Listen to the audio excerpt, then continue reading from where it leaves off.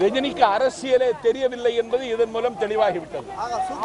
அரசியலில் அறம் துளைந்து விடவில்லை என்பதை தினகரன் அன்றைக்கு வெளிப்படுத்தினார்.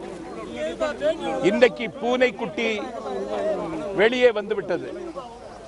நேற்றைக்கு ஓ பன்னீர்செல்வத்தினுடைய ட்விட்டரில் உள்ளாட்சி மன்ற தேர்தல் தேதி அறிவிக்கப்படுகிற பொழுது பிஜேபியோடு பேச்சுவார்த்தை நடக்கும் என்று அறிவித்து விட்டார்கள்.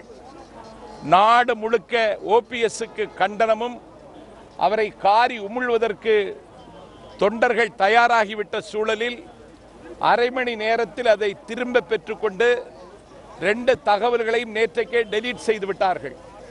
இப்பொழுது இந்த ஆட்சியை அவர்கள் விமர்சிக்கிறார்கள். ஆகவே இந்த ஆட்சியை கவிழ்ப்பதுதான் அவர்களது திட்டம்.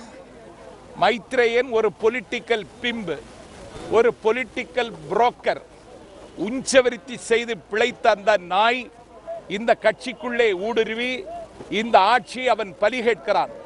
அதற்கு பன்னீர்செல்வம் பலியாகிவிட்டார் என்கிற குற்றச்சாட்டை அழுத்தம் திருத்தமாக வைக்கிறேன். ஆட்சி சீராக சென்று கொண்டிருக்கிறது.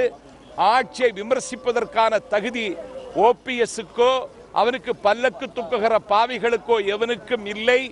ஆட்சியும் கட்சியும் அதனுடைய ஆண்டுகள் எத்தனையோ அத்தனை நாட்களும் இந்த ஆட்சி இருக்கும் என்பதையும் தெரிவித்துக் கொள்கிறேன். இன்னும் சொல்ல போனால் ஓ பன்னீர்செல்வம் கேட்கிற தர்ம யுத்தம் இனிமேல் நடக்காது. சின்னம்மாவையும் தினகரனையும் விலக்கி வைக்க வேண்டும் என்று அவர்கள் நிபந்தனை விதிக்கிறார்கள். விதை நில்லையே விற்க வேண்டும் என்கிறார்கள். மூச்சு காற்றுக்கே முற்றுப்புள்ளி வைக்க வேண்டும் என்கிறார்கள். எங்களினுடைய குருதி ஓட்டத்தையே தடுத்து நிறுத்திவிட்டு பேச்சுவார்த்தை என்கிறார்கள். டிடிவி தினகரனும் சின்னம்மாவும் தான் கட்சியை தவிர இந்த கண்ட பொறுக்கிகள் எல்லாம் இந்த கட்சியை பற்றி பேச இடமில்லை. ஒருவனுடைய காயத்தின் மீது அடித்துக் கொண்டே இரு. இதுதான் வல்லாதிக்கத்தினுடைய பாணி. இதுதான் பாசிஸ்டுகளினுடைய கலை. ஆர்கே நகர் தேர்தலை 5ஆம் தேதி வருவது மாதிரி நடத்துங்கள் என்று அவர் சொன்னார் என்று அதற்கு ஒரு வழக்கு பதிவு செய்திருக்கிறார்கள். ஏற்கனவே வழக்கில் இருந்து என்னை விடுதலை செய்ய வேண்டும் என்று ஜாமீன் கேட்டிருக்கிற நிலையில் அவருக்கு ஜாமீன் கொடுக்க கூடாது என்று மோடியினுடைய காலடியில் விழுந்து கிடந்து அதை கேட்கத்தான் நேற்றைக்கு ஓபிஎஸ் அவர்கள் டெல்லிக்கு சென்றார்கள். ஓபிஎஸ் மோடியை சந்தித்த அடுத்த நிமிடத்தில் தினகரன் மீது ஒரு வழக்கு பதிந்திருக்கிறது என்றால் இந்த சதி திட்டத்திற்கு பின்னால் பிஜேபி இருக்கிறது என்பதும் இந்த சதியிலே பன்னீர்செல்வம் பலியாகிவிட்டான் என்பதும் வெட்ட வெளிச்சமாகிவிட்டது. யூதாசும் எட்டப்பர்களும் வரலாற்றில் தோன்றிக் கொண்டே இருப்பார்கள் என்பதற்கு ஓ பன்னீர்செல்வம் தமிழகத்தில் சமகால சாட்சி. அம்மா அவர்கள் அமைத்த அரசை எந்த ஊனமும் வந்துவிடாமல் பாதுகாக்க வேண்டும் என்று கருதி தமிழக அமைச்சர்கள், கழகத்தினுடைய துணை பொதுச் செயலாளர் டிடிவி தினகரன் விலகி இருக்க வேண்டும் என்று சொன்ன பொழுது நான் நேற்றைக்கே விலகிவிட்டேன்.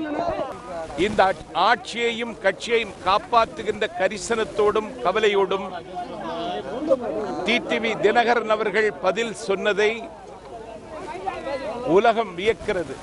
மைத்ரேயன் என்கின்ற அரசியல் புரோக்கர் மத்திய மாநில அரசுகளுக்கு ஒரு பெரிய மிஸ் அண்டர்ஸ்டாண்டிங்கை, கருத்து வேறுபாடை உண்டாக்கி அங்கே இருக்கின்ற மத்திய அமைச்சர்கள் பின்னாரை அலைவது, பிரதம மந்திரி மோடி இடத்திலே தவறான கருத்துக்களை சொல்லித் தருவது, இது போன்ற வேலைகளிலே இறங்கி புரோக்கர் வேலையை பார்த்து கொண்டிருக்கிறார். ஆகவே நீண்ட நாட்களுக்கு அது நீடிக்காது. ஆகவே அவர்கள் போய் அங்கே டெல்லியில இருந்து திரும்பி விட்டார்கள். பன்னீர்செல்வம் கொடுத்த வாக்குறுதிகள் எல்லாம் காற்றிலே போய்விட்டது. ஒரு சட்டமன்ற உறுப்பினரும் அந்த மெஜாரிட்டி நிரூபித்த பின்னால் வரவில்லை.